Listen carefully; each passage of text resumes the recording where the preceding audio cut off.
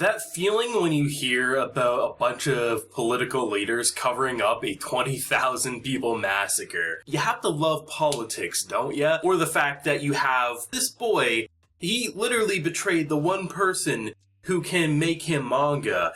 You have to love the political landscape of that time I got reincarnated as a slime. Now I'm a huge political junkie both in reality and in my fiction, so when you give me any sort of like little finger like sabotaging, moving the chess pieces around on the board like someone like Yuki clearly is right now, or just a very big debate between different kingdoms and who's gonna side with who in the most likely upcoming giant war, you know, I'm going to be a very, very happy camper. And seriously, this episode I thought was going to be a pretty solid one because we've had political debates, but nothing to the extent of, I think, this episode. So for me, this really kind of took the cake. I was like, you know what? You really are telling me that whatever we saw in part 1 of season 2, I truly feel like with what we're building up to with this oncoming battle, I kind of feel like they're going to surpass it, but I guess only time will tell, right? Now, before we jump into the main review, we do got to give a shout out to the sponsor of today's video, which is Box2. I've been working with them for a few months now, actually probably closer to half a year. They hook up your boy well, so we gotta give a shout out to them before we jump into more. The fine folks over at Box2 have decided to partner with me once again to talk about Japan's #1 snack box subscription service. Box2 is a gourmet journey across Japan that every single month you'll receive a unique assortment of Japanese treats and tea pairings straight to your front door. The area that helps set Box2 apart from other snack box subscription service is that every month you not only receive a different theme, but with that theme, the snacks inside will also be different. Now this month's theme that I received was summer fruits, and let me tell you, out of the 5 boxes that I've been sent, this one is my favorite and was gone within a few nights. As the name suggests, the theme is all about fruits that make those hot summer days feel like a forgotten memory. Every month something will catch my eye, a snack that I'd never have here over in Canada, and this month the Purin Konjac Jelly took me by surprise. At first I actually thought it was going to be a drink, but when it came out, this jelly that was basically jello that you slurp down, I immediately fell in love. For such a small treat, it's rather refreshing. Or my personal favorite snack from this month's box, the Suica watermelon gummies that went down surprisingly well with this month's tea pairing. Every month you'll receive a cultural guide that details each item's origins and ingredients, so there's no worries about allergies of what you're eating, and you always will know where each item came from. I always say this, but I'm impressed by not only the quality but diversity of the snacks, all from different snack makers across Japan. The quality and shipping is without a doubt one of the best I've experienced next to those larger retailers. So do yourself a favor and use my link and coupon code located in the description below. Save yourself some extra money with this month's even better discount code on your first box while supporting the channel. And soon enough, you too will be searching for many of these treats in a bigger bulk order, as some are hard to resist. So with this week's episode of Slime, right, I walked in thinking we might have like 8 to 12 minutes of political stuff, and then maybe they'd go back to more slice of life, and then by episode 4 or 5 maybe shit would hit the fan.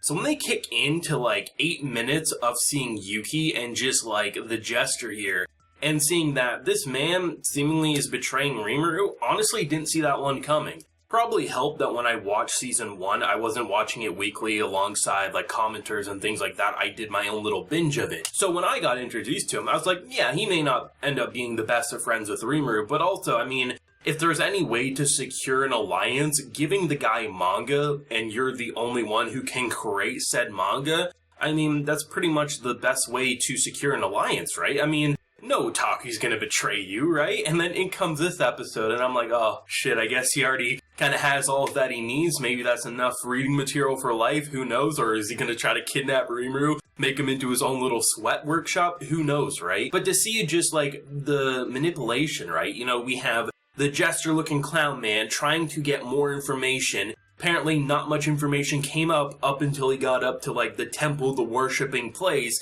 and he got pretty much almost isekai'd himself into another series. So to see them just talk and see them manipulating chess pieces, I was looking at that saying, I wonder, because, I mean, eventually Rimuru has to find out, but I doubt it will be this episode. The reason being was that I didn't see anyone that was going to be coming for that alliance, coming for that political strategic meeting, would be able to call out the bullshit that Yuki clearly is going for. But then they started talking about Hinata, and I was like, oh, wait, thinking about it, what character really knew about what happened to pretty much the form that he has, right? Shizu. who knows about that? And there's very few people who do. And as the pieces were clicking in my head, I was like, okay, but is Rimuru going to see it? And as soon as the episode pretty much ends, I like how rather than going just completely pissed off, Rimuru's more curious. He's like, what would this man gain by betraying me? And I think it helps that Rimuru definitely isn't alone. He also still isn't in the way of thinking that everyone will leave the Nation of Tempest alone. He suffered a pretty big blow in part 1. So now that he is Demon Lord, now that he does have some pretty good alliances, and the way the alliances can either continue or kind of form in this episode, they all make complete sense. And I like how rather than Rimuru is just letting someone like Diablo go kill someone, I mean, there's potential always for him to gain more powerful allies, even though he has someone like Veldora or even Diablo on his side. The more powerful allies, the better.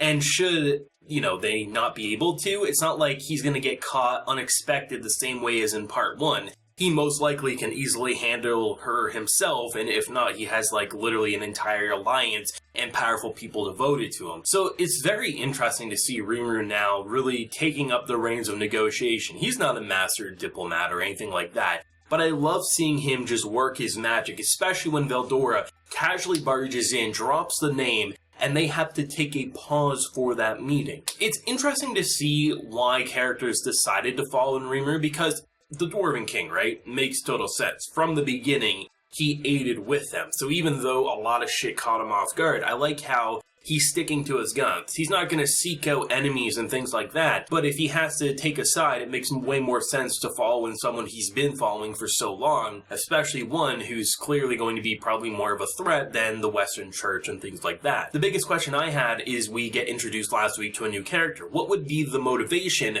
for him siding with Rimuru? Because it didn't feel like we were going to end in a situation where he barges off or anything like that, so I really had no idea. And the fact that I completely glossed over the obvious fact, pretty much the reason Rimuru even became Demon Lord was because of this man's daughter, I was like, oh, yeah, it kind of makes sense that you pretty much get dragged along with Rimuru and Dwarven King over here. It's really interesting because even though it may not be the most complex, or it may not be the most diabolical political meeting ever, it still was enough to show me that there is so many pieces at play, and that the reason we can devote 6 to 8 minutes, I forget how long it was, I think it was around the 8-minute mark, to the intro of an episode that I didn't see coming at all, to this political sabotage, to the gaining of alliances, and pretty much saying yeah, we're going to be taking the fight to some horrible, horrible people, but they're also going to be taking the fight to us, and who knows what's going to happen, as Rimuru also has to contemplate who was the one who sabotaged him. And honestly, thanks to Raphael and himself, quick thinking there's pretty much only one person, or at least one person with probably the best way to betray him. And honestly, I mean, the fact that, an otaku manga enthusiast betrayed the one source of, manga, the only thought I can have is either A, he's content with the amount he has, and that, the fruits of betraying Rimuru will be worth it, or B, Rimuru's gonna become a manga printing facility that will be caged up, and, as much as I don't want that to happen, it would be kind of a funny gag in, the Slime Diaries or something. This show is absolutely incredible, and I know politics and things like this, debates, political leaders talking, making plans, strategic meetings aren't most people's cup of tea. And I think the best way to get people engaged and interested is sabotage, traitors, people clearly, saying that they're placing their chess piece here when really they're placing 3 other over here. And I think they did a good job. It may not have been the craziest political meeting I've ever seen, but it was probably the best one I've seen in Slime to date, and it feels like we're really just getting started. Seriously, the fact that they came to the conclusion that because there's no bodies, that covering up Rimuru's 20,000 massacre, it's all going to be hearsay, and they can make whatever narrative they want. That is politics in a nutshell. And I love how casually it was dropped, because that is exactly how pretty much anyone would go. The world pretty much is already fearful and hates monsters. If they hear that 20,000 people were killed by a monster to become a demon lord, there will never be any chance of the Nation of Tempest gaining more allies outside of the Central 2 in that room. So by covering it up and making the narrative what it is, The victors write history. It's a famous quote that you'll hear all throughout your school years if you have a good history teacher anyway. So the fact that Rimuru was the victor and that he has good alliances, they'll be able to craft the narrative that they want. Insane. And I probably have to say that's probably one of my favorite points in Season 2 out of these 14 episodes. The casual cover-up of a massacre. I don't blame Rimuru for what he did. I just love how casual they covered that up. It'll be interesting to see if we even get to hear from remarks or see firsthand them that change the narrative. But either way, that was incredible. Slime is without a doubt one of my favorite anime of this year, both with the Slime Diaries and the main series, and I am so excited for more. Let me know your thoughts on this political landscape of an episode, thoughts and feelings, favorite moment. Honestly, that cover-up has to be mine. Let me know down below, drop a like to help promote the video, and subscribe if you're new around here. So until next time, everyone, please take care and have a good one.